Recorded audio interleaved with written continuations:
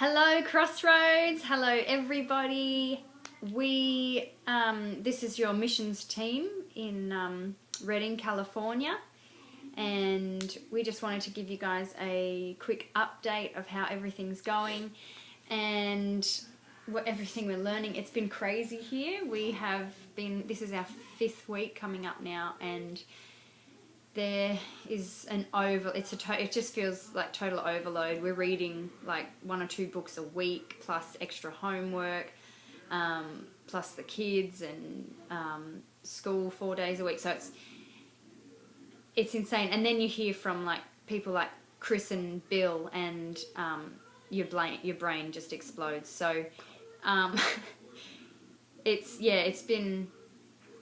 been crazy. So we just want to give you some highlights of what's been happening, and we'll start with the boys, since I know that you all just want to know about them. Yep, I would.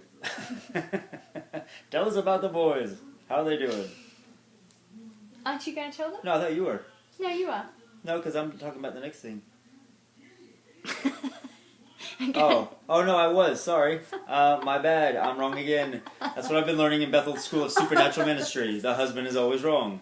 And this is our first take, so that's what happens. So the boys are loving the place that they're going to. They're an American-Australian family as well. And he's doing the school, and she's staying at home with their 4-year-old and almost 2-year-old daughter. So the ages were perfect for our boys.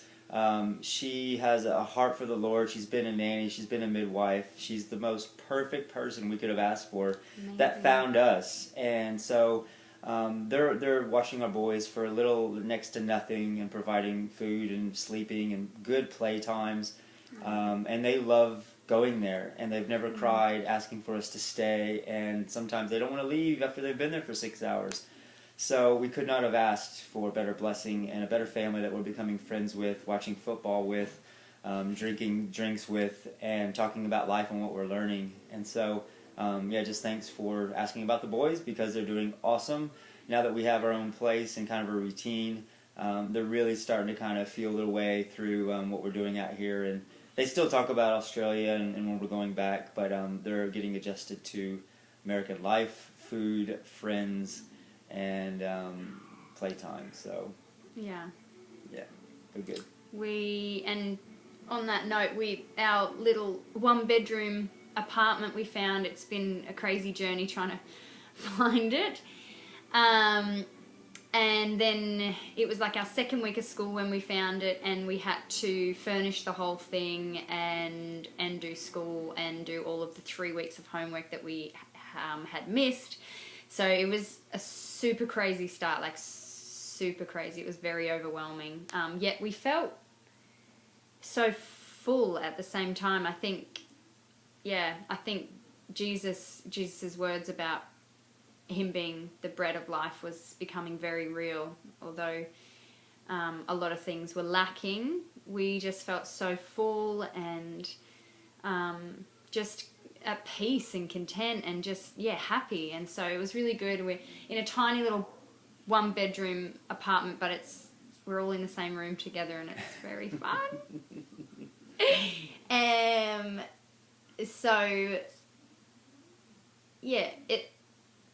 The boys don't get a lot of outside time like they do back home, but it's still, it's perfect. It's just great.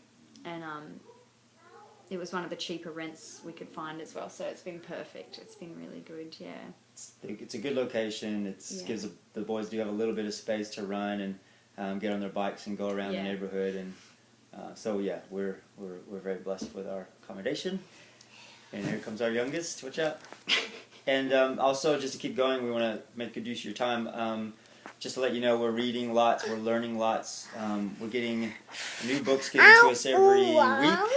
And we're reading about 1 to 2 books a week, plus extra homework and theology and Bible study. So we're going to have a suitcase full of books to bring back and teach and preach from and give away and pass out. So we'll give you more updates throughout the year as what we're learning. But Bill Johnson, Chris Valentin, and even just learning the Bible again, and just different types of ways to understand Scripture.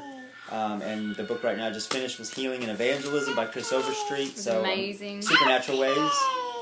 So I'm also doing that class with him right now, and it's really awesome. More testimonies about that in a minute.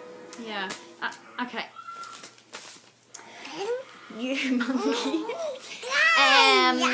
And then, just a little bit about school. So we are doing school 4 days a week. We have our revival group, which is like 70 people in our group, and we have our revival group pastor. So that's, and then she has interns that are third year students that we get allocated to one of them as they're our mentor.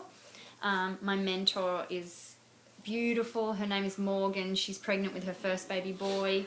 Chris has a guy called Nick, and from Canada, and he's also from the Nazarene Church. He's from Nazarene Church. Still will be going back to a Nazarene church. So that's really been good for Chris. Yeah.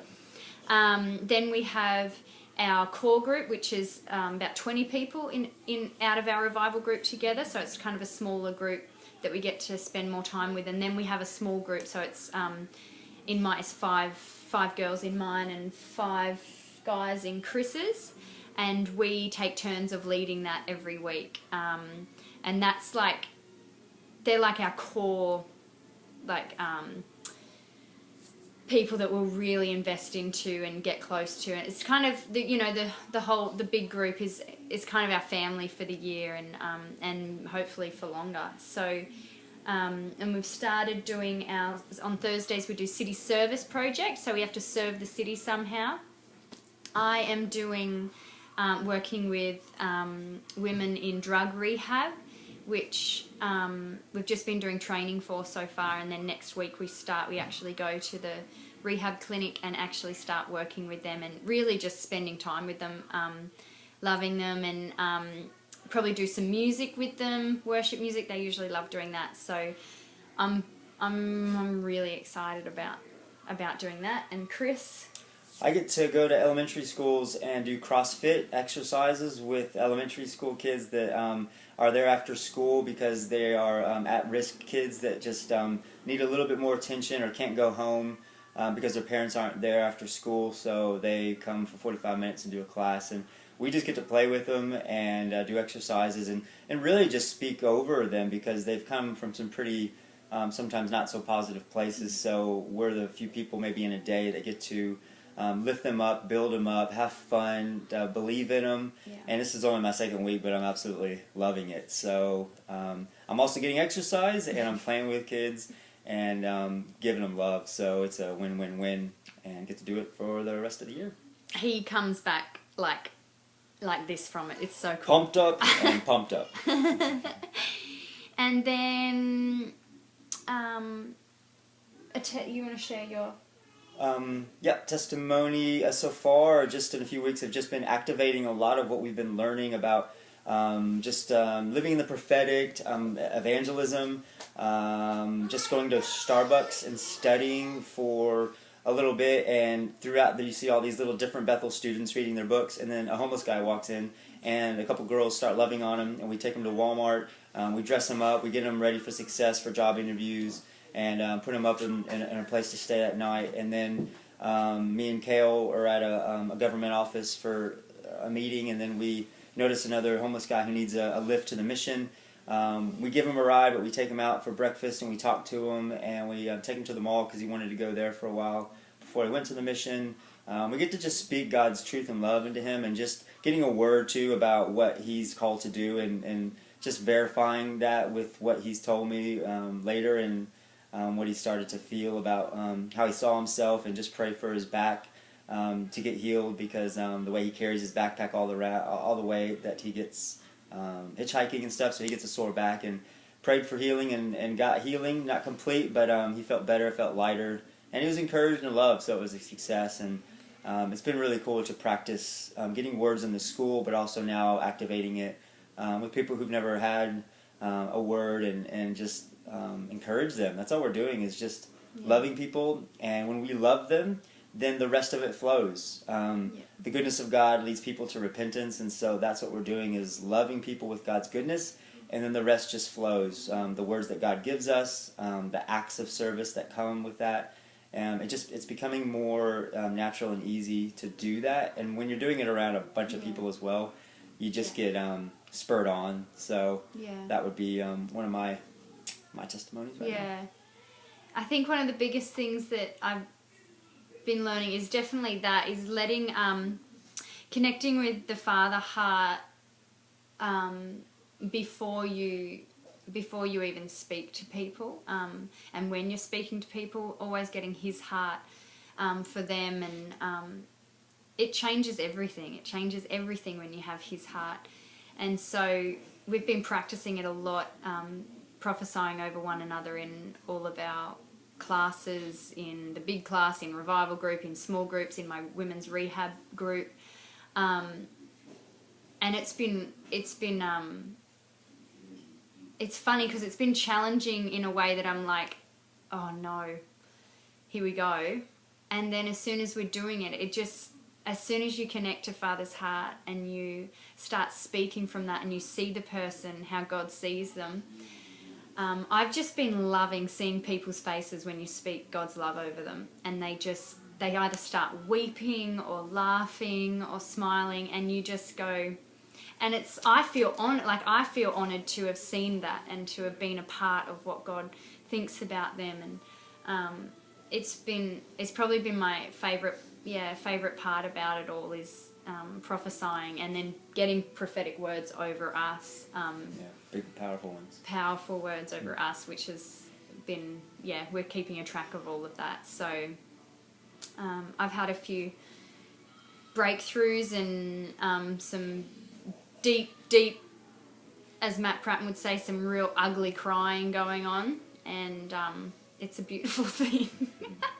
It's a beautiful thing. So So we just want to say thank you again, and just as we end, just continue to ask for your prayers, and we're thinking and praying for you guys, and knowing that there's a lot of love out there that we want to pass on to all of you. We've been hearing some really great reports of you guys just coming together and really pressing in and leaning on each other, living the Word amongst each other and around the food bank and around your community. So we just thank you for how you supported us in all the ways that you have.